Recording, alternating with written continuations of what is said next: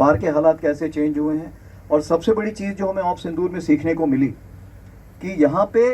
जो लड़ाई है वो सिर्फ फौज की लड़ाई नहीं है, यहाँ पे देश की लड़ाई है। और देश का मतलब यह होता है कि यहाँ का हर आम नागरिक से लेके हर यहाँ पे जो हमारे नुमाइंदे मेरे बाएं तरफ हैं, ये सारे उसमें शामिल, बीएसएफ पूरी अच्छी तरह से शामिल, इंटेलिजेंसी शामिल, पुलिस शामिल, जिसको भी आप बोलिए वो सब शामिल इस लड़ाई में लड़ेंगे। जब ब्लैकआउट हुआ या जो ड्रोन्स के ऊपर कार्रवाई हुई या जो ड्रोन्स कुछ अगर अंदर से कहीं उड़ाए गए तो उसकी जांच करना, जो भी कार्रवाई थी उस सब हमने मिल के काम किया।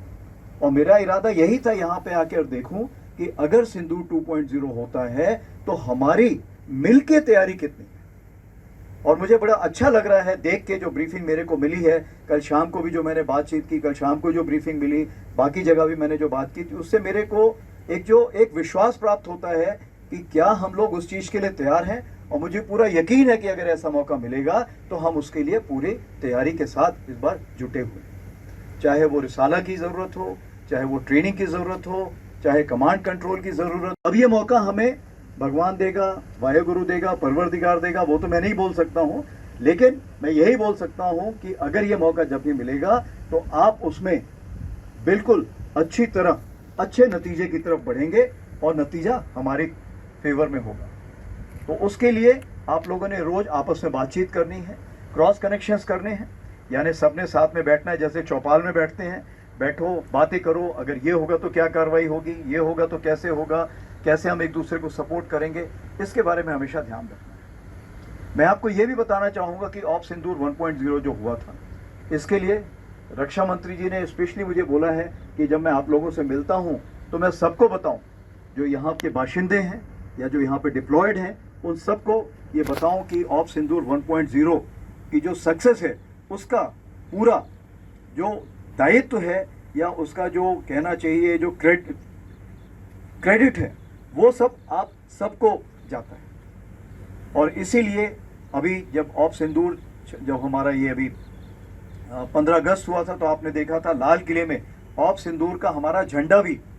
फ्लैग जो कहते हैं, वो फ्लैग हेलीकॉप्टर के द्वारा लहराया गया था और पूरा उसको लेके वहाँ से मार्च पास किया गया था। तो ऑप सिंदूर एक हमारी ज़िंदगी से ऐसा जुड़ गया है कि वो हम जब तक रहेंगे तब तक हमारे साथ रहेगा। और सबसे बड़ी चीज़ ऑप सिंदूर का ये है कि जब भी कोई महिला, चाहे वो बहन हो, माँ हो, सिस्टर हो, बेटी हो, कोई भी हो, जब भी अपने माथे पे जब सिंदूर लगाती है तो हमेशा उस फौजी को या उस सोल्जर को, उस संतरी को, उस यूनिफॉर्म पर्सन को याद करती है जो सरहद पे और बाकी जगह पे देश की सेवा में हमेशा तत्पर है। तो ये एक जो रिश्ता कायम किया है ऑप सिंदूर ने, ये रिश्ता जिंदगी भर के लिए बन गया है। पहली बार ऐसा हुआ है कि पूरे देश में ऑपरेशन का नाम एक था, पहले अलग अलग नाम होते थे, लेकिन इस बार पूरा ये जो देश था उसने एक नाम रखा था और वो ऑप सिंदूर था। और मैं आपको जरूर बताना चाहूँगा कि ये ऑप सिंदूर का जो नामकरण हुआ था ये खुद हमारे honourable prime minister Modi ji ने किया था। उन्होंने बताया था कि इस ऑपरेशन का नाम ऑप सिंदूर होगा। और ऑप सिंदूर कुछ ऐसा नाम है कि इससे पूरा देश एक साथ जुड़ गया, चाहे नॉर्थ, साउथ, ईस्ट, वेस्ट कहीं भी बोलिए। और जो हमारे बाहर के भी लोग थे, जो बाहर विदेशों में भी हैं, वो भी जो हमारे हैं, जिसको हम डायस्पोरा बोलते हैं, वो भी हमारे साथ बहुत अच्छे से जुड़ गए। और इसीलिए जब कहते हैं कि भारत जब बात करता है वसुधैव कुटुंबकम, ये पूरा विश्व एक है, तो इस ऑप सिंदूर ने हमारे भारतीय जहाँ जहाँ पर है, बाकी जो दूसरे देश वाले भी थे वो भी हमारे साथ जुड़ गए। और पूरा विश्व जो था एकजुट हमारे साथ खड़ा हुआ। जब पहलगाम टेरर स्ट्राइक के बारे में जब उन्होंने बोला आप निंदा कीजिए, पूरा विश्व हमारे साथ कदम से कदम मिला के उसकी निंदा की। और जैसे आपको पता है टेररिस्ट टारगेट, तो 9 टारगेट हम लोगों ने नियुक्त किए थे और इस टारगेट में ये हमने यकीन किया था कि इसमें कोई इनोसेंट नहीं ख़त्म होना चाहिए और कोई मिलिट्री टारगेट को भी हम नहीं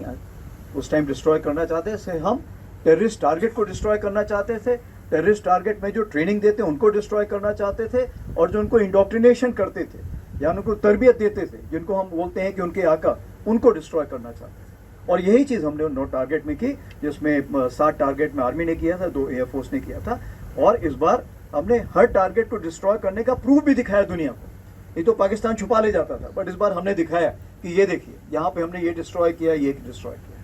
और सारी जो खबर है तकरीबन 35 से 40 तो पहले नाम आए थे, लेकिन आपको पता है कि जब वो उनका 14 अगस्त को उन्होंने गलती से एक लिस्ट जाहिर कर दी थी जिसमें 100 से भी ज़्यादा नाम थे जो कि वहाँ पर लोग ख़त्म हुए।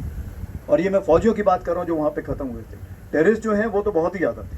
ठीक है, तो टेररिस्ट को तो वो गिनते ही नहीं है, ठीक है। तो ये मैं आपको बताना चाहता हूँ कि इस बार भारत देश पूरी तैयारी के साथ है और इस बार वो संयम नहीं रखेगा जो सिंदूर 1.0 में हमने संयम रखा था। इस बार हम आगे की कार्रवाई करेंगे और कुछ ऐसी कार्रवाई करेंगे कि हो सकता है पाकिस्तान को सोचना पड़े कि उसे इतिहास में, भूगोल में रहना है कि नहीं रहना है। अगर उसे भूगोल में अपनी जगह बनानी है तो उसके लिए उसे जो स्टेट स्पॉन्सर टेररिज्म जिसको हम बोलते हैं, यानी कि उसका देश जो टेररिज्म को स्पॉन्सर कर रहा है उसे रोकना पड़ेगा।